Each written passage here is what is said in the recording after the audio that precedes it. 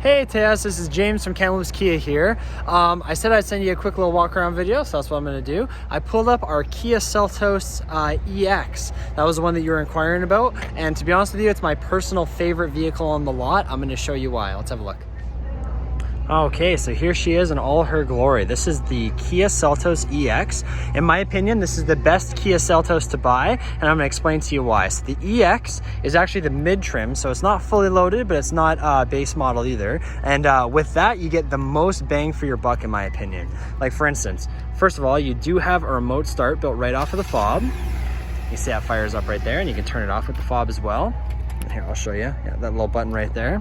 So it does have a remote start built in. This one also has the fog lights, which is really nice. And the full cluster right there. The way that these lights are set up and Kia's design, they're huge headlights. They give tons of luminosity. With the way the angles are, they'll actually shine all the way on the road, a little bit to the left and a little bit to the right in a full 180-degree pattern, which is great if you're living up in Jasper or in the interior of BC, interior of Alberta, around all the trees where it gets really dark. The visibility is phenomenal on the Seltos.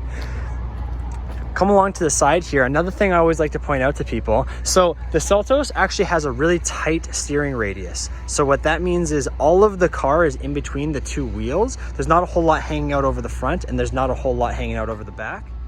Sorry about that, my phone died. So there's not a whole lot of car hanging over the front and not a lot of whole car hanging over the back. So what that means is basically all the mass of the vehicle is in between the two axles, which means it plants really well and the power is really evenly distributed. So that makes it really good for climbing hills, going down hills, makes it really good in the snow, really good all terrain. It's great for that. Also, when the wheelbase is tight like that, you get the most out of the clearance. Now this has pretty good clearance on it already, but when the axles are tight like that, it gives you really good clearance, which is nice.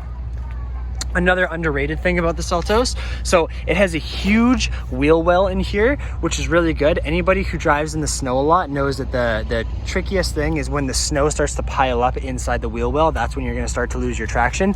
It doesn't happen in the Seltos because of the generous room that they put in the wheel well. So another thing that I'll point out here, there's a little indicator right there. This has blind spot detection.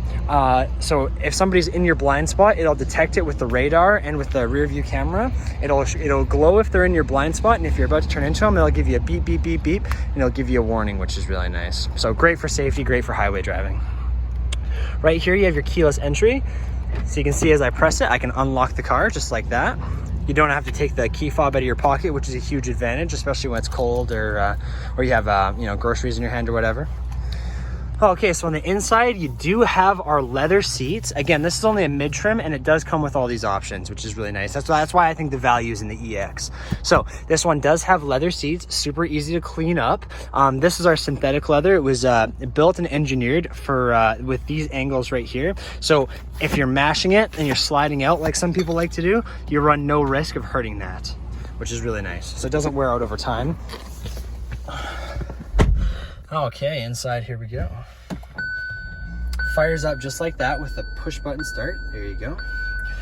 Now you can see 9.4 liters per 100 kilometers is what this gets, and that's when it's being test driven. So the more realistic numbers from people who have actually owned the vehicle, they get down to about 7.7 liters per 100 kilometers. Basically what that means to you is phenomenal fuel economy, even though you're in an all-wheel drive. So it says 286 right now. This car has a 45-liter tank, and it can do 700 kilometers to a tank all day long. So it's just a rock star on fuel. You have your heated seats, your heated steering wheel right there. You have your 4x4 lock and your downhill brake control right there. So the nice thing about your 4x4 lock, this all-wheel drive system is typically running 80% power to the front, 20% to the back, which will give you the best fuel economy that you can get while still having the stability of an all-wheel drive. However, when things get really dicey, if you lock the 4x4, picture it's like a locking differential electronically, it'll actually split the power ratio from 80-20 to 50-50. Now what that'll do is give you the best traction, and you can climb out of basically anything at that point. You also have Android Auto and Apple CarPlay, which comes standard in this model. So even though it doesn't have navigation, you plug in your phone and then you do have navigation. and I'll put it in reverse. You can see we have a full 180-degree backup camera, which is really nice, with the Smart Adapt line. So as I steer the steering wheel, you can see it'll actually steer for you. Another thing that this car has is rear cross traffic alert. So if there was another car that was coming behind there, it would give an alert to let me know that it was coming. That works great for backing out of parking spaces so you don't get T-boned, right? So it's the clever things inside of a Kia. Another thing that's nice about this model, it does have a sunroof, which is great. Not a lot of mid-level trims in a lot of small SUVs do have sunroofs. The Seltos does, which is really nice. All right, we'll come along to the back. I'm leaving out a couple of options. I mean, I could just go on and on and on all day, and this video could be 40 minutes with all the options in the vehicle, but I'm just gonna show you most of the ones. Okay, tons of room in the back here. Now I'm about 6'1". I'm about 6'1", about 185 pounds. I fit back here, no problem. 3 of me could fit back here, no problem. And it does have a dedicated charging port back there with the USB, which is really nice. So tons of room, tons of space. Another thing that's really nice that people don't consider, high ceilings in the Seltos. So there's tons of storage space that way. Okay, come along to the back. So another thing that's nice about the Seltos, it has a huge rear windshield. This is something that's hard to understand until you're actually in the vehicle, but it does have a huge rear windshield. So when you're shoulder checking or looking behind you, you can see everything that you need to see.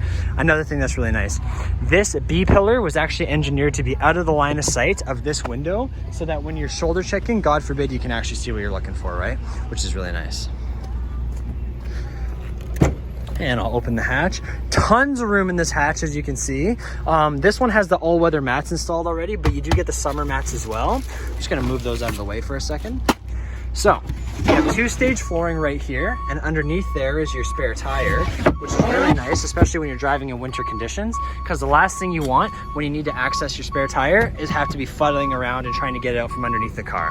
Not the case in the Seltos, it's just right there. Now you're probably wondering, if this is laid down, why would anybody lift it up? So when it's in its lower mode for the false floor there, you get another 5-6 inches of room, which is really nice for hauling boxes. However, if you lift it up, and it's just as simple as that, I can do it with one hand, and you lay it flat like that. Sorry about that, and you lay it flat like that.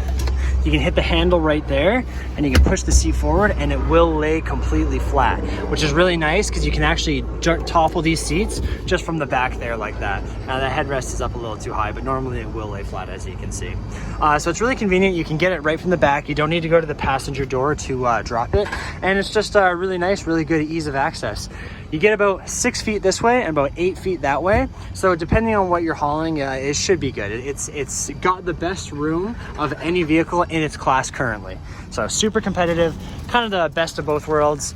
The Seltos is just a great all-rounder, great for driving in wintry conditions, great for visibility, great on fuel economy, great on space. It's just great at everything.